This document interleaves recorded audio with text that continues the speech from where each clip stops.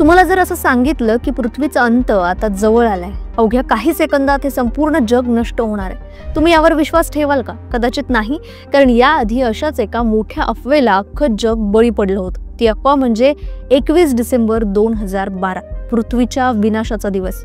इतक्या वेगाने ही बातमी त्याकाळी पसरली होती की सगळ्या जगाने या अफवेला डोक्यावर घेतलं.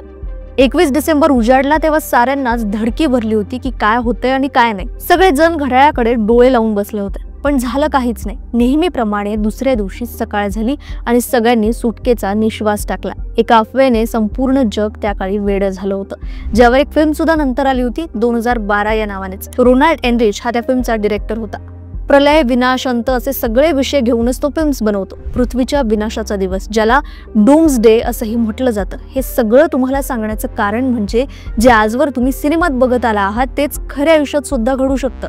कारण 2012 प्रमाणेच पुन्हा एकदा पृथ्वीचा विनाश जवळ आलाय असं सांगितलंय सायंटिस्ट मंडळींनी. पृथ्वीचा विनाश कधी होणार हे सांगणाऱ्या घड्याळाने महाप्रलय जवळ आल्याचं सांगितलंय. हे घड्याळ नेमकं कुठे आहे, कसं काम करतं आणि पृथ्वीच्या विनाशाचे नेमके काय काय संकेत या डूम्स डे क्लॉकने दिलेत, या घड्याळाने दिलेत, जाणून घेऊयात या व्हिडिओमधून. नमस्कार, मी अनुजा आणि तुम्ही पाहत आहात लगाव बत्ती. जन्माला येणाऱ्या प्रत्येकाचा मृत्यू हा अटळ असतो. हे जसं ठरलेलं आहे अगदी तसंच निसर्गातल्या प्रत्येक गोष्टीचा अंत होणार हेही ठरलेलंच आहे. अगदी ग्रह, तारे, सूर्य आणि पृथ्वी सुद्धा हा निसर्गाचा एक नियमच आहे. त्यामुळेच तर अंत अस्ति आरंभ असं म्हटलं जातं. का तर विनाशाची संकल्पना आपल्यासाठी सुसह्य व्हावी. पण पृथ्वीचा विनाश ही काही सुसह्य होऊ शकणारी गोष्ट अजिबात नाही. पृथ्वीचा अंत म्हणजे संपूर्ण जीवसृष्टीचाच अंत. त्या अंतावर बोलायलाही नंतर कुणीच उरणार नाही. त्यामुळे पृथ्वीचा अंत कायमच जगभरात चर्चेचा विषय राहिलाय. अनेक मोठमोठे शास्त्रज्ञ, अभ्यासक पृथ्वीच्या निर्मितीपासून ते पृथ्वीचा विनाश कसा होणार यावर डीप रिसर्च करतात आणि अजूनही यावर संशोधन सुरूच आहे. नामवंत शास्त्रज्ञ स्टीफन हॉकिंग यांनी 2018 मध्ये एक भाकीत केलं होतं की येणाऱ्या 2600 या सालापर्यंत पृथ्वीचा विनाश होणार आहे. हवामान बदल आणि लोकसंख्येच्या वाढीमुळे पृथ्वीचा समतोल ढासळेल आणि पृथ्वीचा विनाश होईल असं स्टीफन हॉकिंग यांचं मत होतं. अमेरिकेच्या नासानेही नंतर स्टीफन हॉकिंग यांच्या या दाव्याला दुजोरा दिला होता. त्यामुळेच तर मंगळ ग्रहावर जीवसृष्टी निर्माण होऊ शकेल यावर संपूर्ण जगभरातले शास्त्रज्ञ अभ्यास करत असतात, वेगवेगळ्या मोहिमा काढत असतात. आता प्रश्न हा आहे की हे शास्त्रज्ञ इतक्या अचूकपणे कसं काय सांगू शकतात की पृथ्वीचा अंत कधी होणार आहे? तुम्हाला हा प्रश्न पडलाच असेल. हे सगळे सायंटिस्ट लोकांचे नक्कीच काहीतरी कॅल्क्युलेशन्स असणार, मोठा अभ्यास असणार, पण त्या सोबतच त्यांच्या मदतीला असतं एक घड्याळ. हो, एक असं घड्याळ जे सांगू शकतं की महाप्रलय कधी येणार आहे ते. या घड्याळाचं नाव आहे डूम्स डे क्लॉक, म्हणजेच प्रलयाचं घड्याळ. जगभरातले मोठमोठे सायंटिस्ट एकत्र येऊन या डूम्स डे क्लॉकच्या माध्यमातून विश्वाच्या विनाशाची वेळ ठरवतात. 1947 पासून हे जगातलं पहिलं स्मार्ट वॉच सुरू आहे आणि दरवर्षी हे वैज्ञानिक एकत्र येऊन या घड्याळाचा टायमिंग सेट करतात. गेल्या काही वर्षांपासून या घड्याळाचे काटे वेगाने पुढे सरकत असल्याचंही बोललं जात आहे. आणि यावर्षी तर पहिल्यांदाच असं घडलंय की 28 जानेवारीला मध्यरात्री 89 सेकंदांपूर्वी हे घड्याळ रिसेट करण्यात आलंय. 78 वर्षात असं पहिल्यांदाच घडल्याचं बोललं जात आहे. विऑन नावाच्या एका प्रसिद्ध वृत्तसंस्थेने दिलेल्या माहितीनुसार हे घड्याळ विनाशाच्या मध्यरात्रीच्या अतिशय जवळ आल्याची अधिकृत घोषणा केली. त्यामुळे घड्याळाच्या काट्यासोबतच जगभरातल्या सायंटिस्ट मंडळींच्या हृदयाचे ठोके सुद्धा आता वाढू लागलेत, कारण एक मोठं आव्हान आता त्यांच्या पुढे उभं ठाकलंय. मानवाने निसर्गाच्या नियमांचं उल्लंघन करून केलेल्या प्रगतीमुळे पृथ्वीचा विनाश ओढवणार असल्याचं सांगितलं जात आहे. आता विनाश कसा होणार हे सुद्धा डूम्स डे क्लॉकच्या टायमिंग सेट करताना शास्त्रज्ञांनी सांगितलं. त्यांचं असं म्हणणं आहे की सध्या अनेक देशांनी न्यूक्लिअर पॉवर प्लांट तयार केलेले आहेत. त्यामुळे जगातली सर्वात मोठी पॉवर त्यांच्याकडे.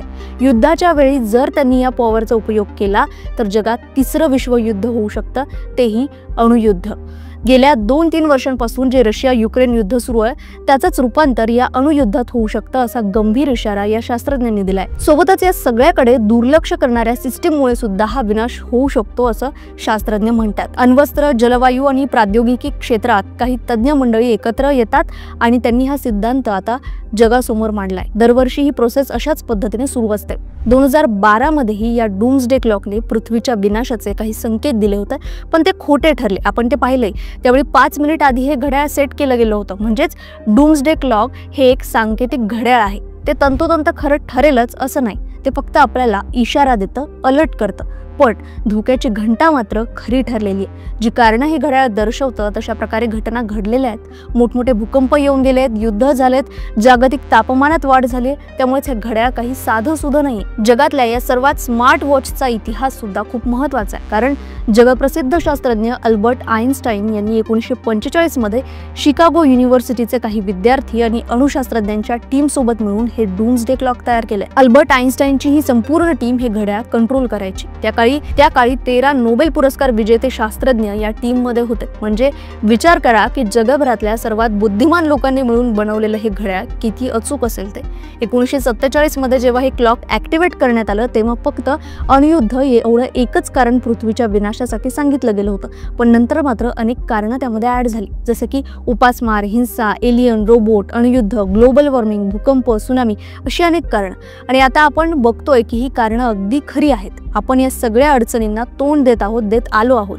बुलेटिन ऑफ द ॲटॉमिक नावाची संस्था या सगळ्या घटनांवर आणि या घड्याळावर सुद्धा लक्ष ठेवून या क्लॉकची वेळ ठरवताना ती आधी आपोआप मागे जाते आणि नंतर सेट होते। थोडक्यात सांगायचं झालं तर रात्री 12 वाजले की प्रत्यक्ष प्रलय येण्यापासून कोणीही रोखू शकणार नाही। डूम्सडे क्लॉकचे काटे कोणीही थांबवू शकणार नाहीये। 1991 मध्ये 17 मिनिट आधी विनाशाचा टायमिंग सेट झाला होता, म्हणजे माणसाकडे 17 मिनिटं होती जगण्यासाठी। ती थोडी दिलासा देणारी गोष्ट होती, पण नंतर मात्र आता कोविड, सिरियातला हल्ला, रशिया युक्रेनचं युद्ध, अफगाणिस्तानमधली सत्तापालट या सगळ्या घटनांनंतर विनाशाचा हा वेळ हळूहळू कमी होत चाललाय। म्हणजे 2023 मध्ये ही वेळ फक्त 90 सेकंदांवर येऊन ठेपली होती आणि या वर्षी त्यात 1 सेकंद अजून कमी झालाय, म्हणजे फक्त 89 सेकंद।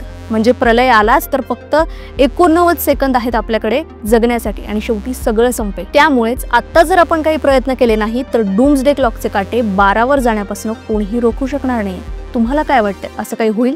कमेंट करून आम्हाला नक्की सांगा आणि अशाच महत्त्वाच्या इंटरेस्टिंग माहितीसाठी आमच्या लगावती या YouTube चॅनलला सबस्क्राइब करायला विसरू नका।